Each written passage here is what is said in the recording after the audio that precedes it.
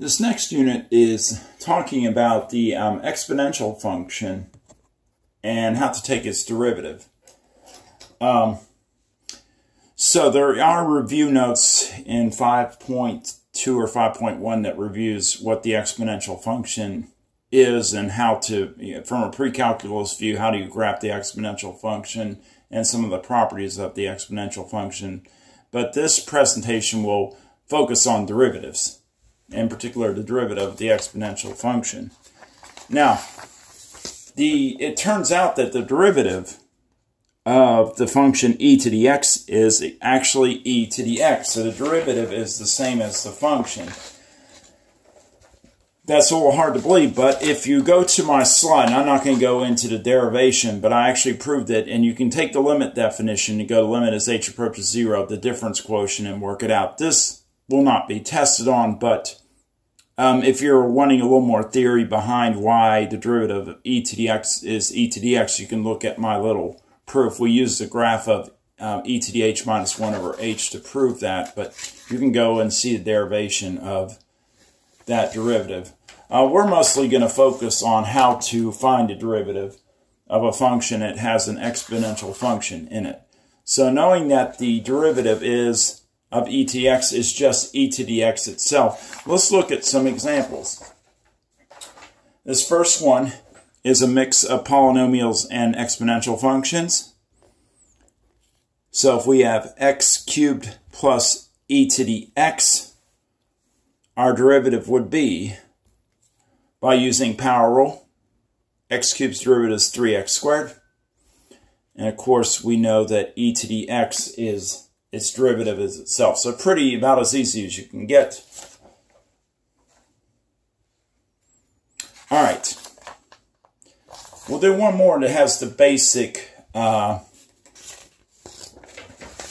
derivative of e to the x.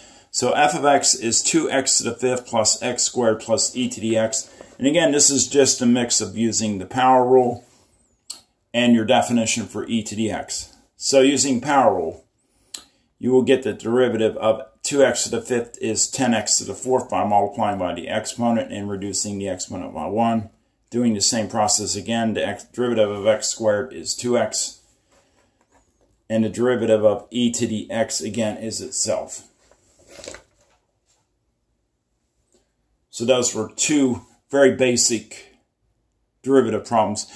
What we're going to focus on next is how the chain rule can be applied to e to the x. Which I don't have the definition for that, so I can give it to you.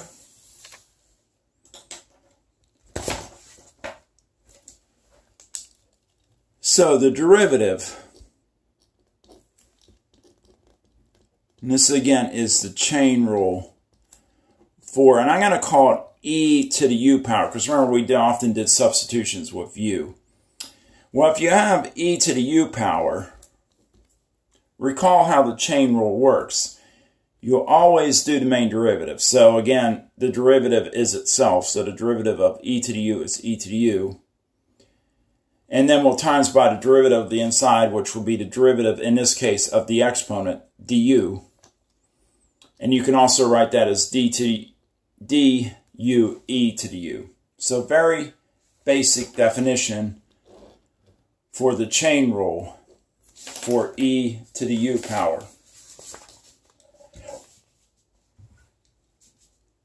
So let's use an example. This is example 3 from the notes. And notice I have e to the 4x cubed. So I have e to something other than x. And that's kind of the way it worked before with the chain rule. So we got e to something different than x. Well, in this case, it's 4x cubed, so I'll make that u.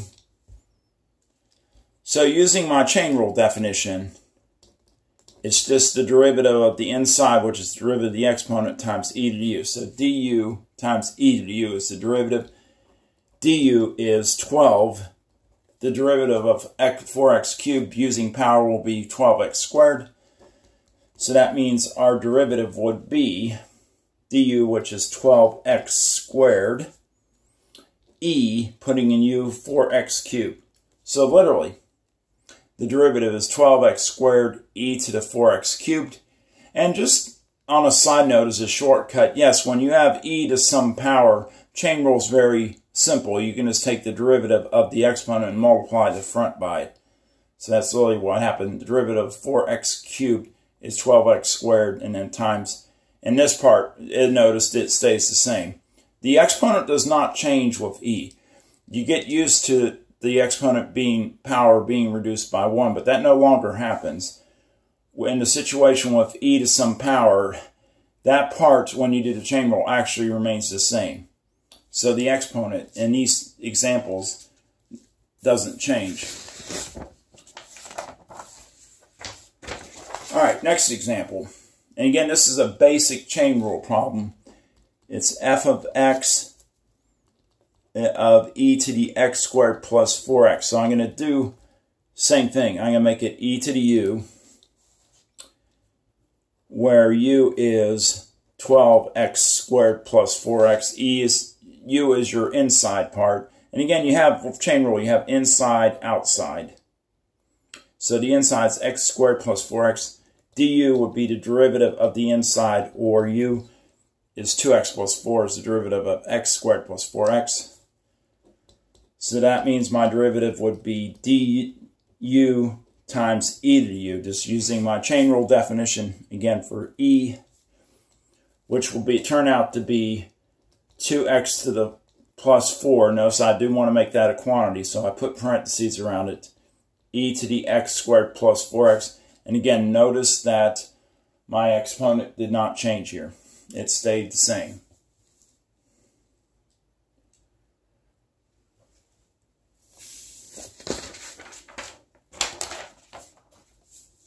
One more example of a basic chain rule. Let's do f of x equals e to the x to the fourth. Again, we're thinking e to the u is our basic form, where u is x to the fourth, and du would be the derivative of x to the fourth, which would be 4x cubed by power rule. So my derivative of e to the u is du times e to the u, which will be 4x cubed e to the x to the fourth. So plugging u back in and du, we get 4x cubed e to the x to the fourth. Okay, so those are some basic chain rule problems. I'm going to finish up with a couple examples that combine some rules. So the first example is f of x. We're finding the derivative again of f of x is x to the fourth e to the x. So there's several things going on here in this problem. We are multiplying the two functions. We have the exponential function, and then we have what appears to be a polynomial expression, which we probably can use the power rule. But the fact that we're multiplying these two functions indicates that we're going to start by doing the product rule. And the product rule would yield, recall, it's derivative of second function, which is e to the x, times the first function, plus derivative of the first function, 2x to the fourth, I'll put a prime, times the second function. Well, the derivative of e to the x power is just e to the x. We really don't need to use the chain rule in this situation. It's just x. Even if we did use the chain rule, the derivative of x is 1, it would still be e to the x. And then I will put my 2x to the fourth in front. So the first part is 2x to the fourth plus e to the x. Then moving to the second part, the derivative of 2x to the fourth, that is just a simple power rule derivative. So it's 8x cubed. And we bring our e to the x down, and we're done. So by the product rule, my derivative is 2x to the fourth e to the x plus 8x cubed e to the x. All right, revisiting the last example, we're going to revisit the slope of a tangent line. So the question asks to find the slope of a tangent line to the function f of x is e to the x plus 1 at the point 0, 2. Recall that when we see this slope of tangent line, you should immediately think, hey, I got to take the derivative. So this is a classic derivative problem. So that is the first thing we're going to do. So we're going to find the slope of the tangent line to the curve, e to the x plus 1. So we'll need to first take the derivative. Well, the derivative of e to the x plus 1 is just e to the x, because we can use our basic definition for the derivative of e to the x. No chain rule is necessary here. And then the derivative of 1, of course, it's a constant, it's 0. So now we're going to find the slope, which recall is where the derivative, we plug in the x value of the given point, which is 0. So we're going to go f prime of 0, which would just be e to the 0. And recall any base to the 0 power is 1. But you can basically memorize that e to the 0 power is just 1. So the slope of the tangent line to my curve e to the x plus 1 is 1.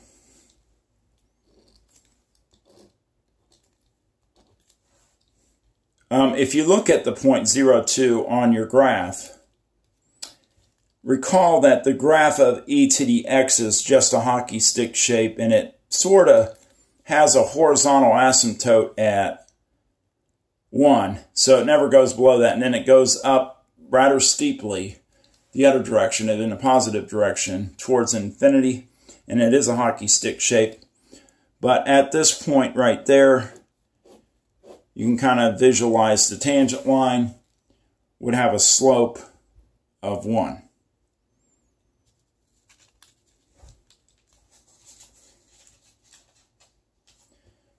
That will conclude this video.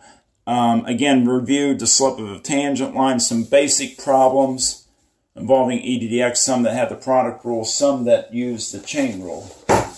So continue to work examples on WebAssign and from the book. And the next unit will be on derivatives of logarithmic functions. That is it for this lesson. Thank you.